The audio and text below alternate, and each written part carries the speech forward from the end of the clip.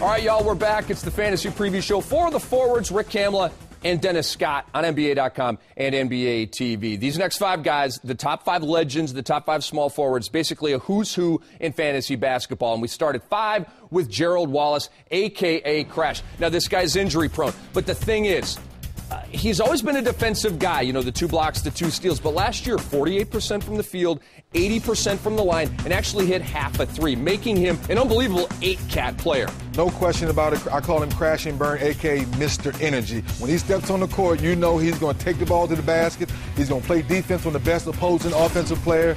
And his outside shot has improved. He's not going to shoot many threes, but you know he's going to give you a lot of stats. So, Gerald Wallace, number 5. Gerald Wallace is number 5, and we love him. Number 4, Caron Butler, a.k.a. Tough Juice. Now, dig this. Last 2 years, he's been 20 or more points, 6 or more rebounds, 4 or more assists. He's hitting threes. His percentages are unbelievable. And the steals, 1.7 for his career. And not last year, but the 2 previous years, he was over 2 steals per game. He's a major fantasy player. You called it right on point. Tough Juice, tough stud. He's a guy that plays the defense, takes the ball to the basket, and is not afraid to take the big shot at the end of the game. Talking about Caron Butler. Are you worried about Arenas' return, dropping his PPG, or do you still think Jamison can get his numbers and Butler can still get his numbers? Those guys will still be the big 3 for the Wizards. But I think with Gilbert coming back, he says he wants to share the basketball a little bit more. So I look for Caron Butler still to get his numbers. I do too. I think, and it's a Flip Saunders offense. Oh, okay? Flip Saunders lets you play, lets you get a little more creative on the offensive end. No question about it. So Caron Butler's number 4 among small forwards. Now we get into the real heavy artillery. Danny Granger is number 3. Can you believe it? Danny Granger is number 3. He was the 4th best 8-cap player overall. Number 4 in the whole deal. Danny Granger last year. And, last year, over 2 threes per game. Danny Granger, 2.7 actually, 25.8 points. Did he really put up those numbers? He was a sleeper coming out of college, but now he's awake. And now everyone knows who Danny Granger is. He knocks down the big threes. And people say, can he play better defense? I think now he realizes he's a bona fide player. He has to play both ends of the floor, so he should be a fantasy darling. And the thing is, not only does he give you all of those offensive stats, and his percentages are climbing, but the steals at 1, the blocks at 1.4, he does it all. He's a true 8-category guy.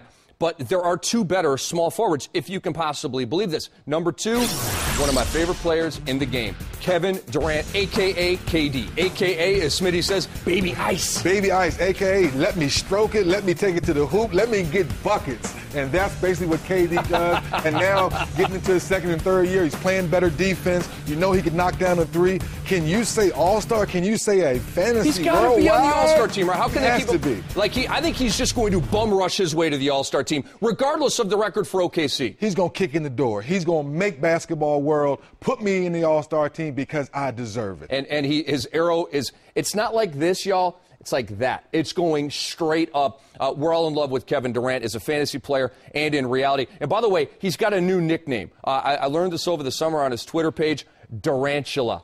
Durantula. I like it. Which brings us to number 1. Number 1? LeBron. Oh, the King. Yeah, that guy. This guy. This monster of a beast of a fantasy man. Now, believe it or not, there were 2 better players last year overall in fantasy basketball. Paul was number 1, and Dwayne Wade was number 2. But LeBron is still easily the best small forward in fantasy basketball. LeBron James is the Earl Campbell of the NBA. I can drive to the basket on anybody. When the game's tight, I can knock down a big 3. If you double team me, I don't mind sharing the basketball. Look at those numbers, 28, 7, and 7. Come on, people.